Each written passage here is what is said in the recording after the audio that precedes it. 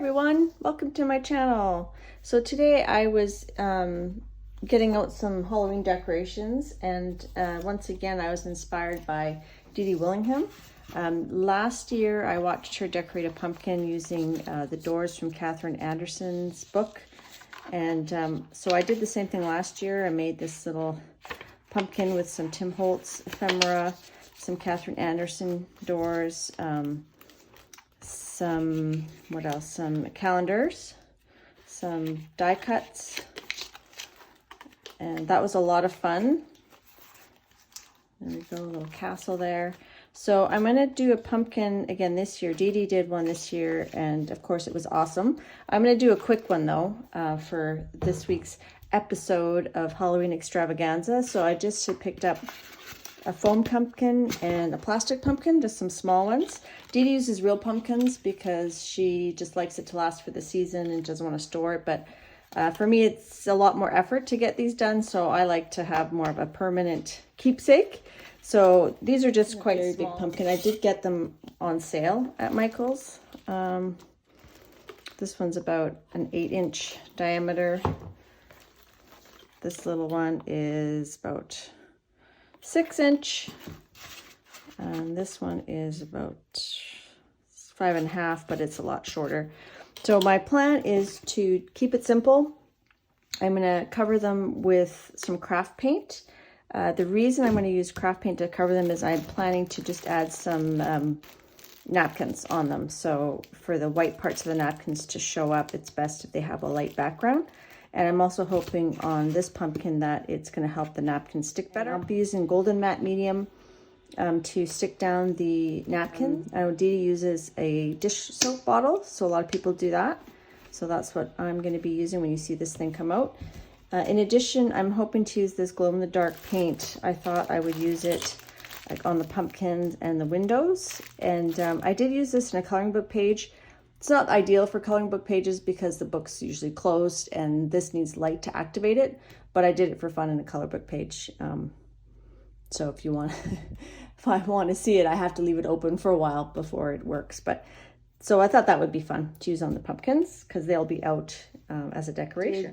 This like Dee Dee did with the calendar. Because it was a thick page, it was a lot harder to wrap around. So I thought to keep it easy, I would just use the napkins this year.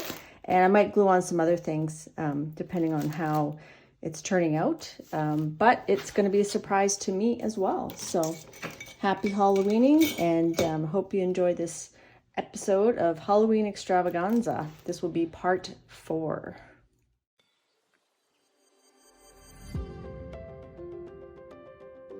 Looks like this pumpkin has a scar here. It must have got smushed on something.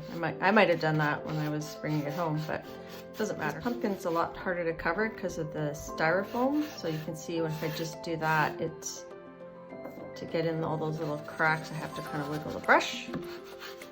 I'm not going to worry too much if they're not all covered, as long as it's mostly covered, and we'll see how that looks with the napkin.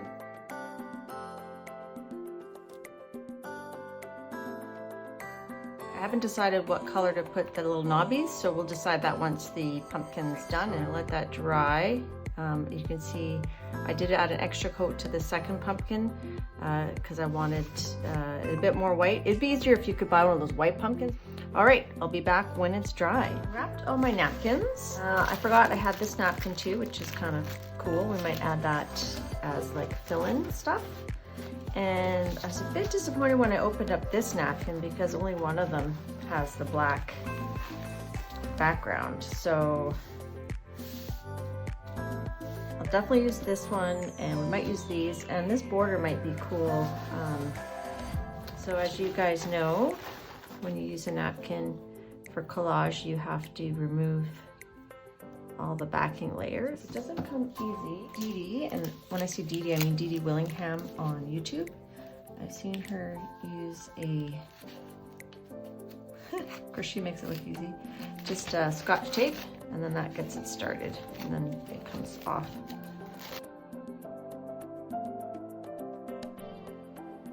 So I just opened this up and I noticed there's some extra pumpkins here, so that's kind of a bit of a good surprise.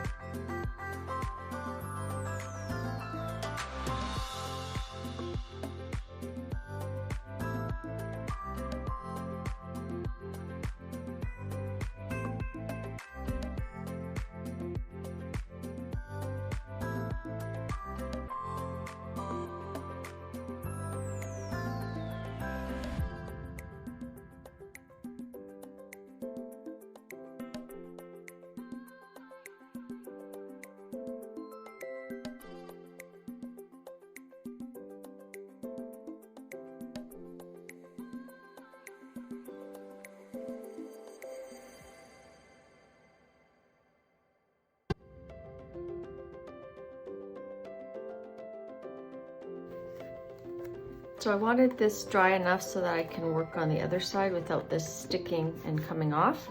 I don't think I can use the hot heat gun on this because it's styrofoam. I don't want to melt it. So I've got one position on there, and then I'll add the others once this dries, and same thing, I don't want it to come off, so I have it just sitting on this so that it doesn't stick to the surface. I would do this house on the front and then the Happy Halloween house on the back, just for a little bit of variety.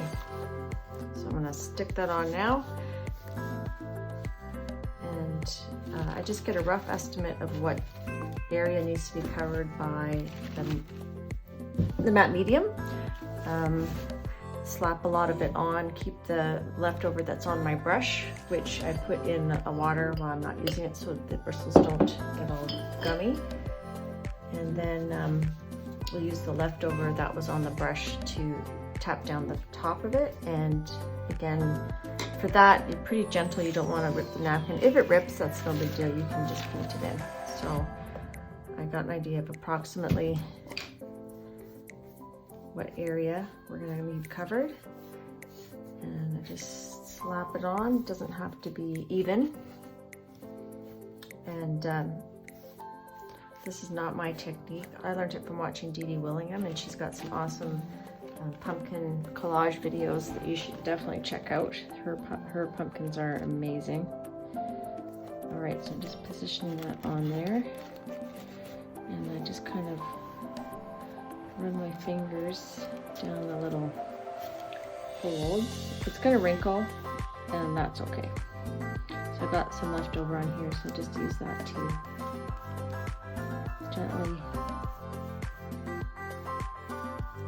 stick that down to the surface.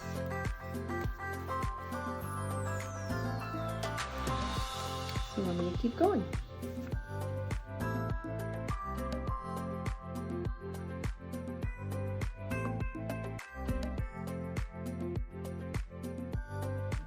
Put that up and add some on there. That way it sticks down really well. When you add the matte medium on top, it's going to seal up those wrinkles.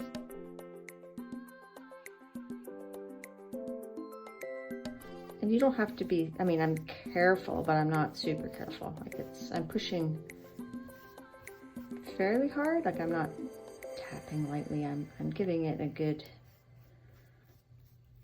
smush. Alright, so I'm going to set that one aside to dry like that. So I thought I would just put the plain ones, one here, one there, one there, and then I'll paint out the white. We'll put a different color and put that there. So this pumpkin's small enough I can hold it with one hand, and it's light because it's styrofoam.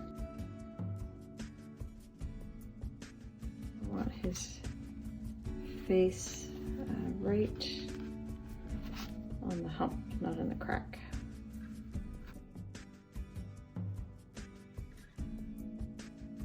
Just squishing him down. I don't want a big wrinkle in the middle of his face, so I'm trying to be a bit more careful there.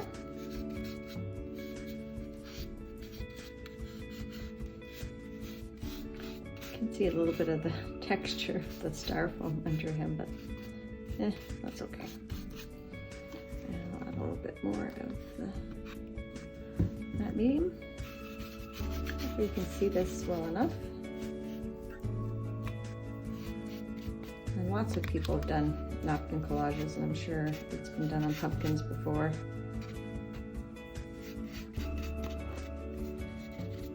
I just wanted to show my interpretation and hopefully inspire you to try it, or you know, if you haven't tried it, to try it. If you have done it before, maybe it's been a while and you forgot about it, and maybe you want to try it again.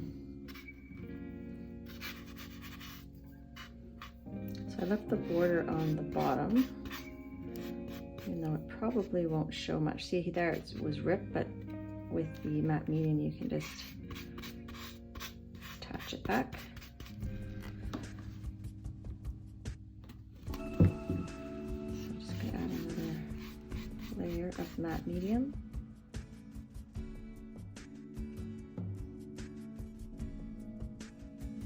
gonna let that dry a bit before I try to put on the side ones, because I don't want my fingers to rip the napkin. So put that aside. Thought I could add the pumpkins to the side.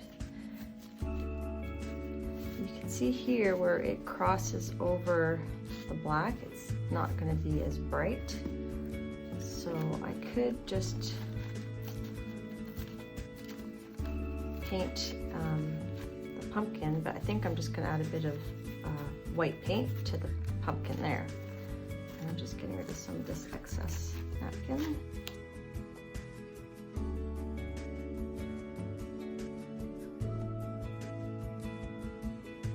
So you wouldn't want to do that everywhere, because then it's going to come through. Maybe I've used a little bit too much paint. And then I'm going to top it up with some matte medium.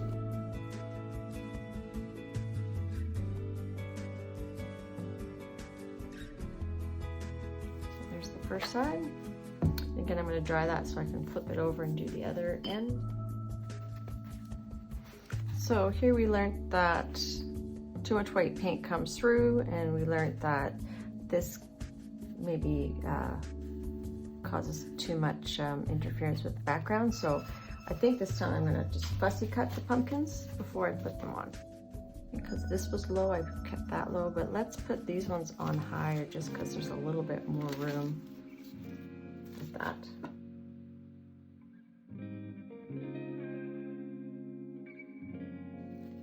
I'm not going to bother fussy cutting the vine, I'll just fussy rip around it.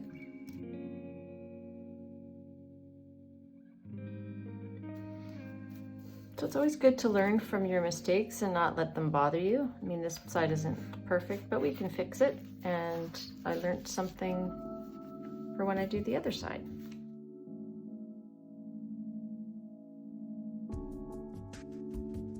See how that side, I think, worked out a lot better than this side, but they're both okay. So the skeleton pumpkin's still drying, so I'm gonna just work on this one a bit more. So I'm thinking I could use this napkin to cover the bottom, which isn't going to be seen very much anyhow. What we can do is we can use our paintbrush, water brush, to just kind of cut it loosely to fit the bottom of the pumpkin. I'm just kind of peeking underneath.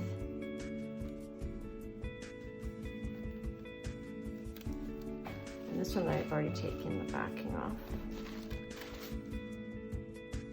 You can have it come up a bit more here.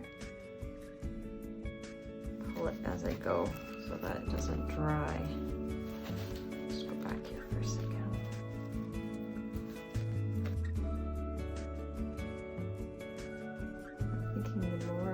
Cover with napkin, the less I have to paint.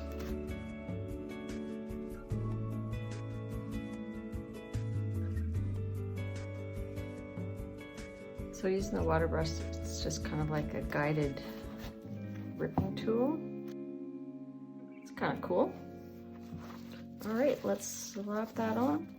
So I'm going to keep my finger there so that it doesn't move from where I fussy ripped it, and we'll just do half at a time.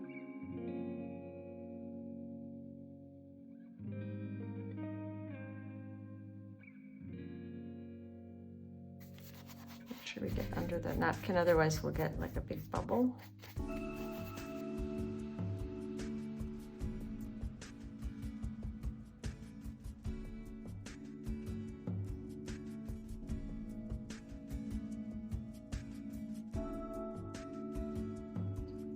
So I like how that blends it together so far. And you're not going to see the bottom, you know, when it's down there, but you're going to see edges, you know, just the edges coming out of it. All right, so let that dry. I'll just put it in the cup. That's pretty dry, so we're going to add the 2 remaining skellies. I think I'll take the border off these 2. So I'm just gonna rip those off. just because it's going to be crowded underneath there, and I don't think they might come up and go over top the other skellies. Take my glue brush out of the water, and then I wipe it on a paper towel so it's not too wet.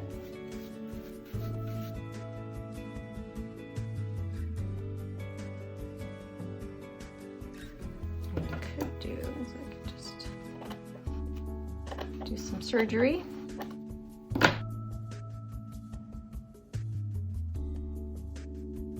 So again, because I don't want, this is still wet and I don't want it to stick down, I'm just going to hold it up in my hand here.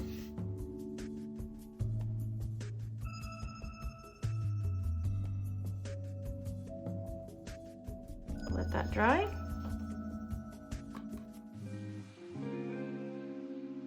These feel like sticking on just a bit more so that I don't have to paint that part.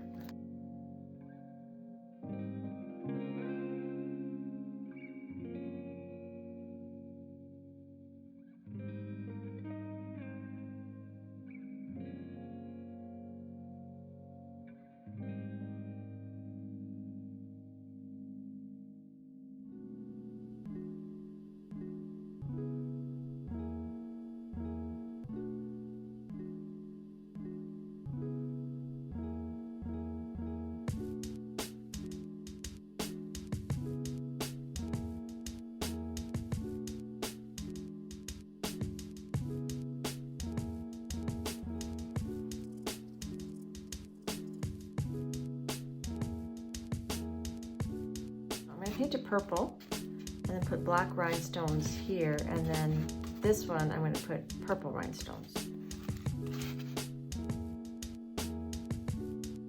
No one is going to really see this, the bottom here, except me when I put it away. So I'm going to add some orange here now. So with the white background, this orange shows up quite well.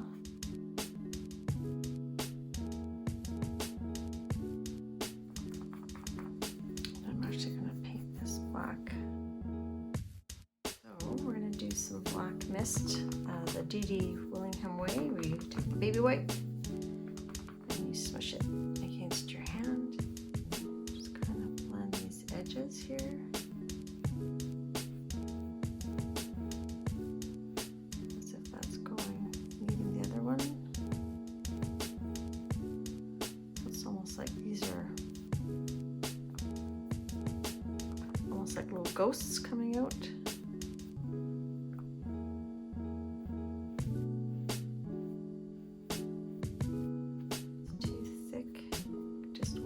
A bit, just like that. Take a little bit of this orange paint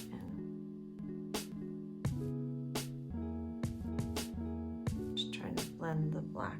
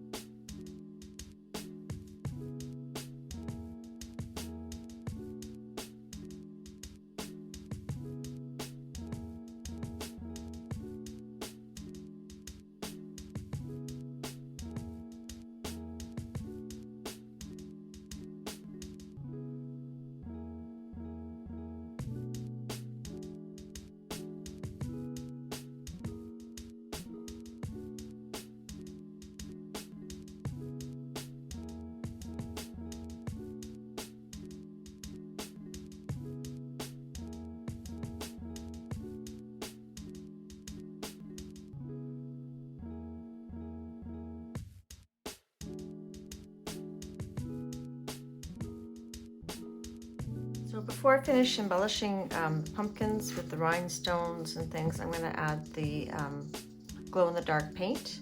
And this paint, I believe I just got it from Michael's. And I'm going to just add it, I'm not going to add it to the top hat, I'm just going to add it to the skull. So that when I turn the lights off, and this is out in my living room, we should see a skull.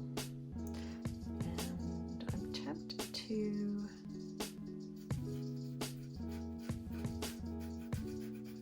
fill that in there so that he has a full head. So I'm going to do that on the skull and the crossbones, and then here I'm going to paint in the windows and the pumpkin glowy parts. I'll probably do the moon as well, the wording. All right, here we go. The hardest part is going to be, because I can't see it, is knowing where I've gone. So I'm just using the fact that it looks shiny when I put it on as my guide.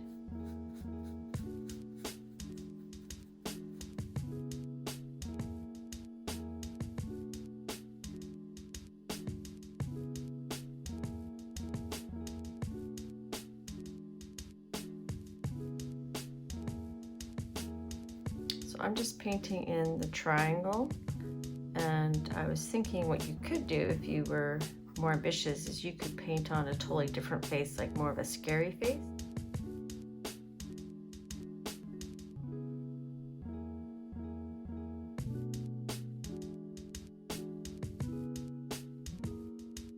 So I think instead of doing Happy Halloween here, I'm just going to write Boo. Partly because I want to just have a surprise element, but partly because I'm feeling lazy and I don't feel like tracing all those little letters.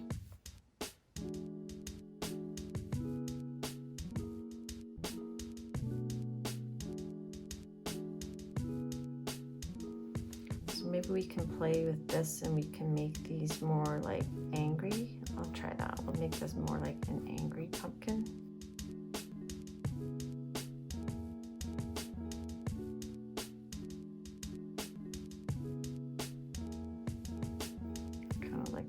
Here.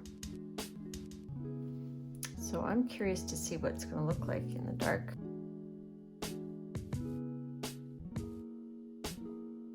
Okay, put that aside to finish drawing, and then we're going to finish decorating the sky.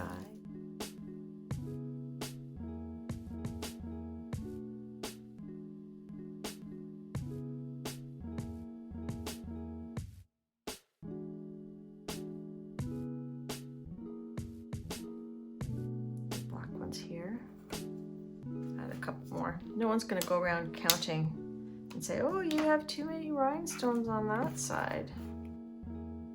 And then I'll add another one there. I guess I'm counting because I'm adding more. And I feel like that's not level. Oh, what the heck, we'll just add up to his top hat.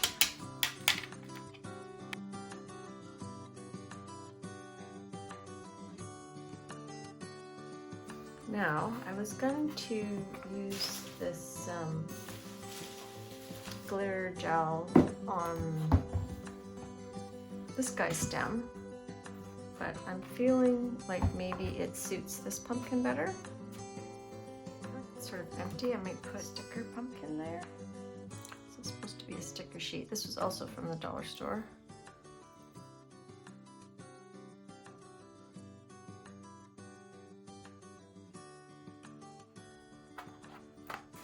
So that looks kind of cool.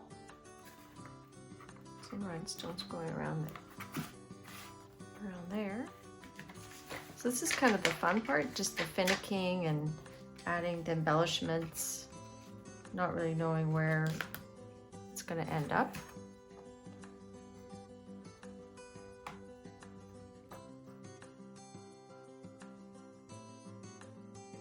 nice thing about this glitter gel is it doesn't, the glitter's in the gel so it doesn't get all over the place. I feel like I'm icing a cupcake. It's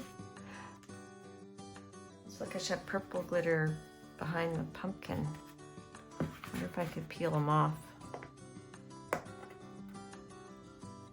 without causing too much damage. Okay, that's not bad. So let's put some purple glitter.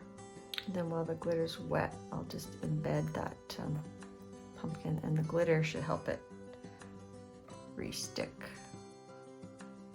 And it's okay if it's not perfect. I mean, it's handmade. It's a handmade item, for goodness sakes. So I'm pretty happy with him. I think he's done. I don't think glitter would really suit this one.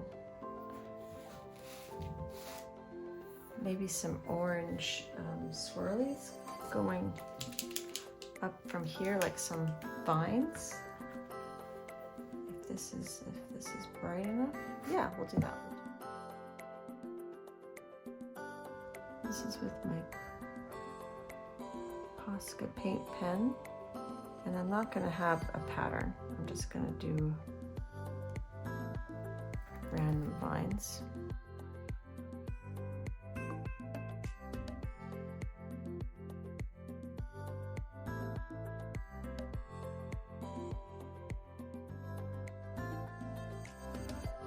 I feel like I need to paint that out.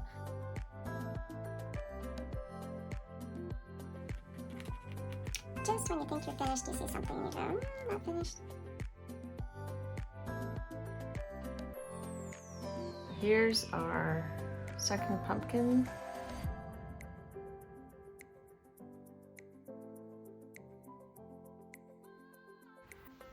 So I was happy with how these glowed in the dark. I think because they're bigger areas, it worked better. So I'm just gonna paint, I think instead of doing just the windows, I'm gonna paint the whole house.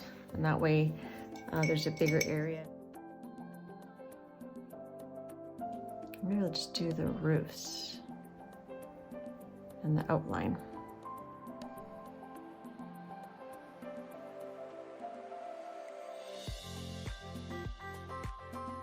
I'm gonna do the word boo again. I think I can see it. It's very faint.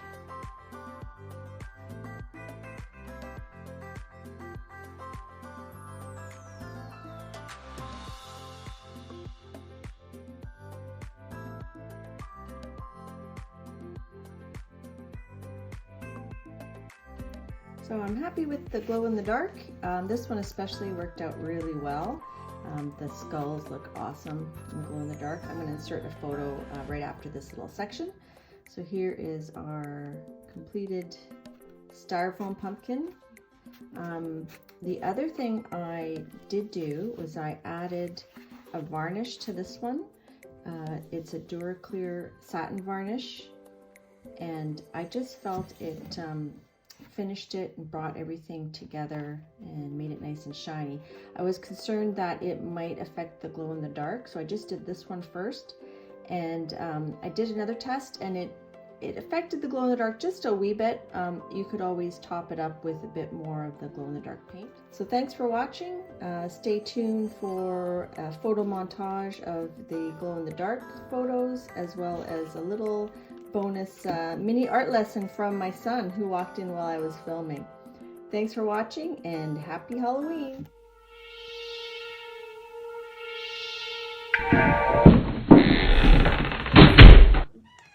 I like the color scheme.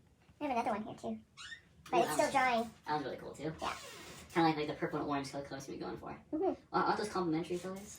They are complementary colors. I knew that. That's good. I might keep that. I might keep that in the video. And then the. Are you doing video? Yeah. Oh yeah.